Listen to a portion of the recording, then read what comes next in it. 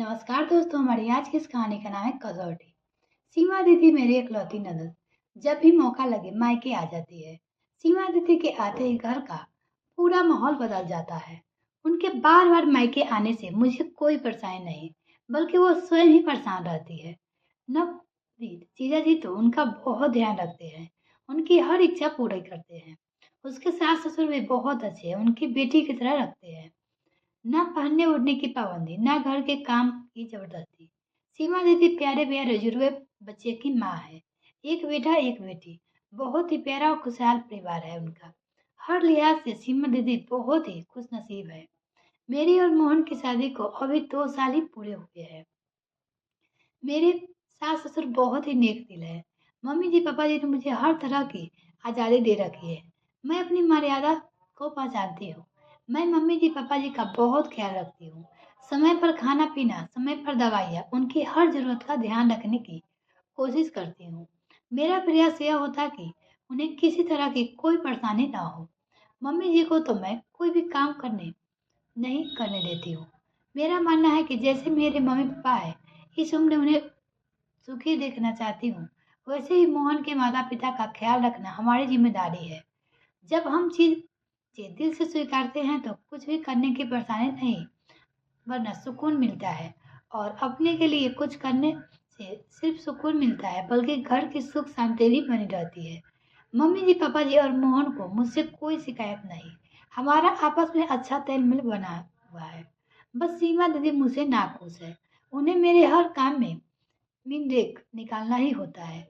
मेरे काम में के तरीके का तंज कसना, ताने देना, मेरे पहनने ओढ़ने के तरीके का व्यायाम करना, फिर भी मैं उनका आदर करते हुए कभी पलट कर जवाब नहीं देती। मैं अपनी तरफ से पूरी कोशिश करती कि दीदी को शिकायत का मौका ना मिले, लेकिन दीदी कुछ न कुछ गलतियां फिर ही ढूंढ ही लेती। दीदी मम्मी जी को समझाती, बहू को काबू में रखे, जहाँ भी मेरा गलती दिखे उसे टोक दिया करे, उसे यूं सिर पर बैठा कर रखती हो, हर वक्त मीरा का गुणगान करती हो। एक बार हाथ से निकल गई तो फिर तुम्हारी भी नहीं सुनेगी। माँ तुम सास हो, सास की तरह रहो। मोहन को समझाती, लगाम कस के रखो वरना मीरा छाती पर मुंह धरेगी। कितना अजीब बात है ना, हमारे घर के लोग हमें आजादी दे तो हमारा हक है, लेकिन हमारे मायके में हम चाहते हैं कि बहू वही पुराना परंपरा बहू की तरह रहे, जिनका कर्तव्य है घर के सभी लोगों का ख्याल रखना, लेकिन उसके बारे में अच्छा सोचने में हमें जरूरत महसूस नहीं होनी चाहिए। मैं खाना बनाने के लिए तैयारी कर रही थी, तभी मम्मी जी रसोई में आ गई। मुझसे कहने लगी, मैं सब्जी छौंक देती हूँ, तुम बाकी के काम निपटा लो। मैं उन्हें जबरन के कमरे में भेज दिया और कहा, दीदी आइए, आप दोनों बैठकर बात करो, यहाँ के काम मैं कर लूंगी। दीदी को बड़ा अटपटा लगा कि मेरे मायके में मेरी माँ है, अपने मन का कुछ नहीं कर पाती। वो मम्मी जी से कहने लगी, माँ मीरा ने तो आपको रसोई से बाहर कर दिया, आपकी तो इस घर में कोई इज्जत नहीं है।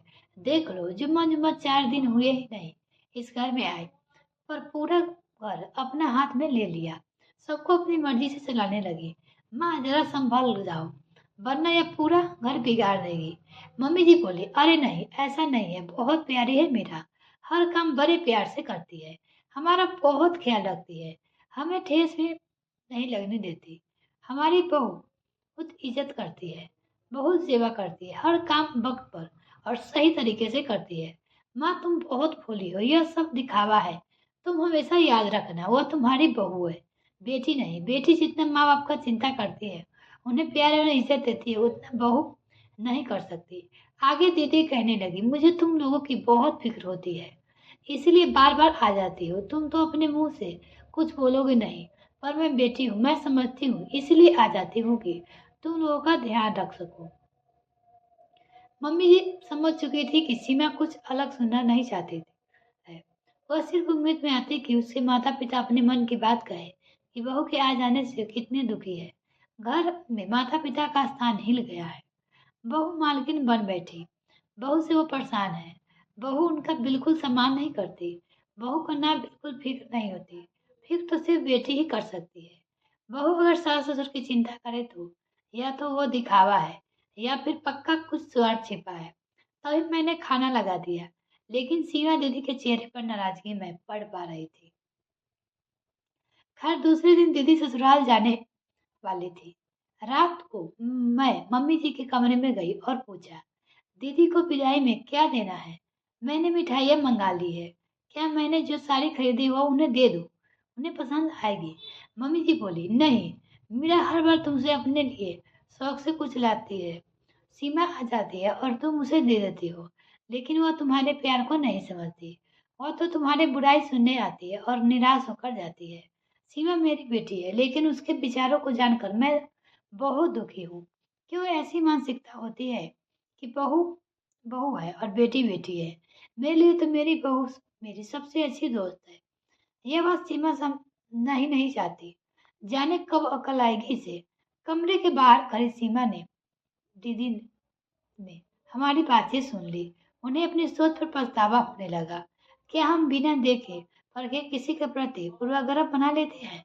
जब दीदी ससुराल जाने लगी तो मैंने रोली टीका लगाकर उन्हें कपड़े, शगुन के रुपए और मिठाई दी और फिर से आने का आग्रह किया। पहली बार उनकी आंखें नम थी। हम यही उम्मीद कर सकते हैं कि यह विदाई उन्हें सही समझ दे और अपने ससुराल में खुश रहे।